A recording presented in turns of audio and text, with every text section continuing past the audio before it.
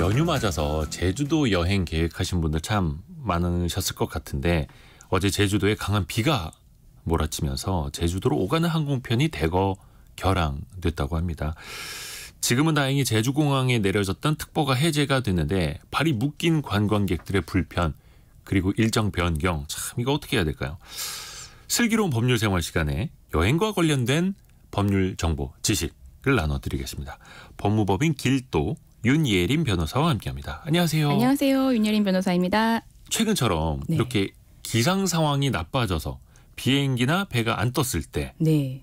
이럴 때는 어떻습니까? 보상을 받을 수가 있나요? 결론부터 말씀드리면 뭐 이런 천재지변, 악천후, 날씨 때문에 일어난 일에 대해서는 보상을 받을 수 없습니다. 그러니까 민법에서는 뭐 천재지변에 대해서 뭐 어떻게 하라는 규정 따로 정해져 있지 않고 네.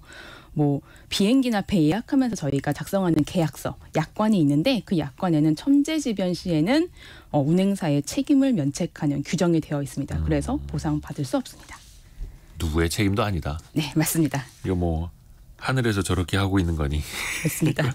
사람들 사이에 싸워봐야 답도 안 나오는 거고요. 또 하나 여행사 패키지 여행 가는 분들 많이 계시는데요. 네네. 중간에 일정이나 숙소가 바뀌는 경우가 왕왕 생기더라고요. 네. 근데 또 여행사 입장에서는 현지 상황 때문에 어쩔 수 없었다. 이렇게 또 항변을 하기도 하고 네. 이럴 때는 어떻게 해야 됩니까? 일단은 패키지 여행 상품을 구매하는 이것은 이제 소비자와 여행사 사이에 맺은 계약에 해당합니다. 네. 여행사가 제시한 일정, 뭐 관광 내용, 비용 등에 소비자가 동의를 하면서 계약에 체결되는 것이고요. 네.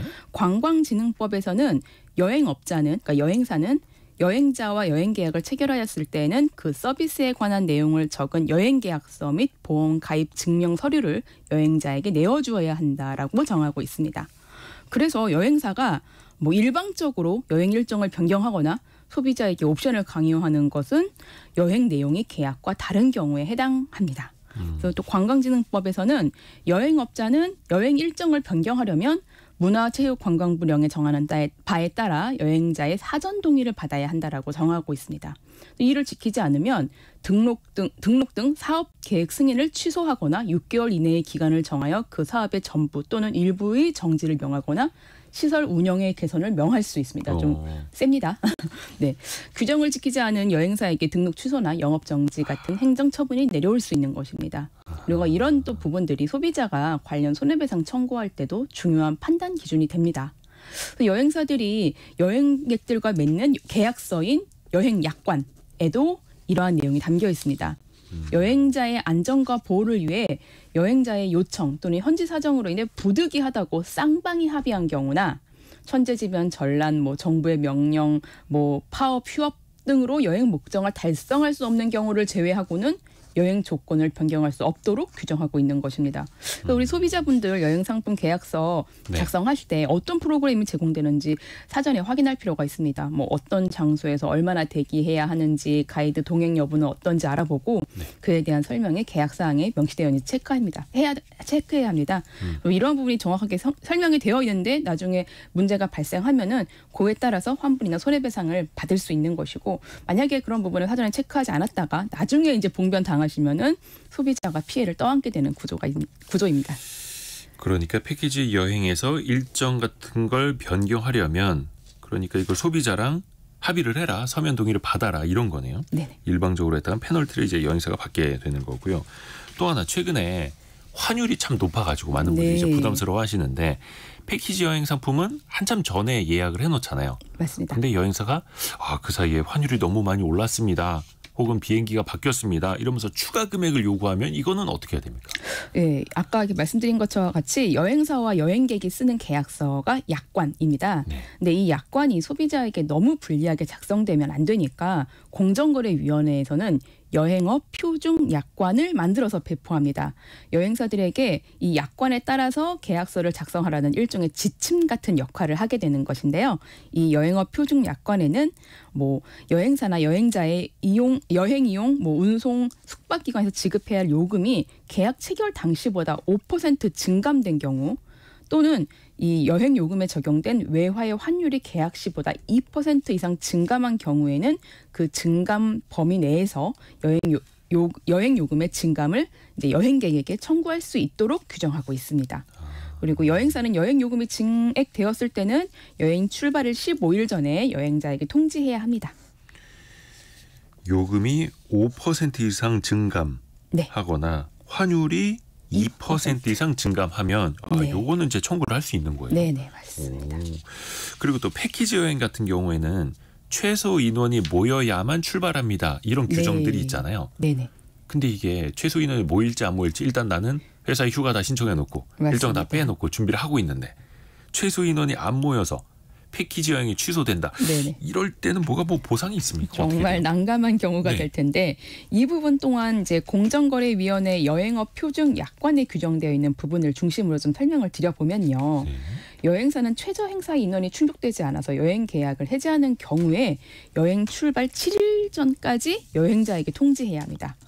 여행사가 여행 참가 수익 미달로 기일 내에 통지를 하지 않고 계약을 해지하는 경우에는 이미 지급받은 계약금의 환급 외에 그 금액을 여행자에게 배상해야 되는데 이 금액은 여행 출발 1일 전까지 통지했을 때는 여행 요금의 30%, 여행 출발 당일 통지 시에는 여행 요금의 50%로 정하고 있습니다.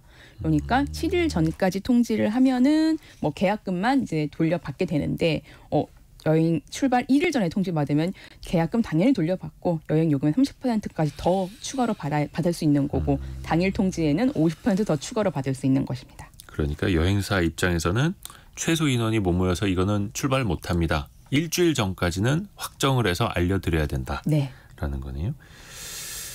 여행 예약해놓고 항상 이제 컨디션 관리를 잘해야 됩니다. 맞습니다. 여행 가서도 잘 놀아야 되지 않습니까? 근데 진짜 아파서 못 가는 경우도 있고 그럴 때는 뭐 집안에 사정이 생길 수도 있고 그럴 때는 네네. 그러면 이런 건 어떻게 해야 됩니까? 취소나 환불 규정이 따로 있나요? 네네. 이것도 이제 약관에 규정이 되어 있는 것을 대부분의 여행사들이 따르고 있는데요.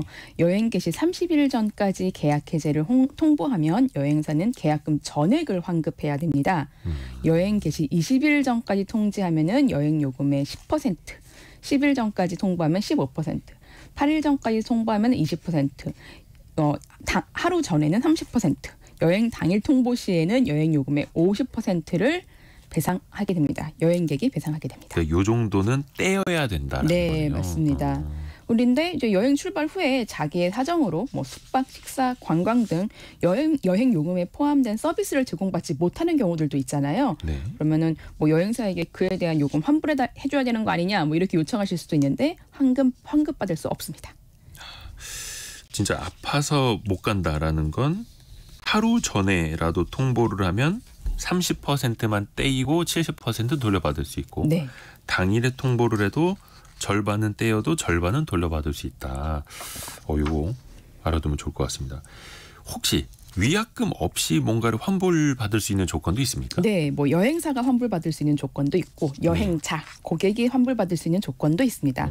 이게 표준 약관에 여행사가 여행 계약을 해지할 수 있는 경우를 좀 살펴보면요. 여행자가 다른 여행자에게 폐를 끼치거나 여행의 원활한 실시에 현저한 지장이 있다고 인정될 때, 질병 등 여행자의 신체에 이상이 발생해서 여행에 참가가 불가능한 경우, 여행자가 계약서에 기재된 기일까지 여행 요금을 납입하지 못하는 경우에는 여행사가 여행 계약을 해지할 수 있다고 규정하고 있습니다. 뭐 고객, 여행자가 계약을 해지할 수 있는 경우도 있습니다.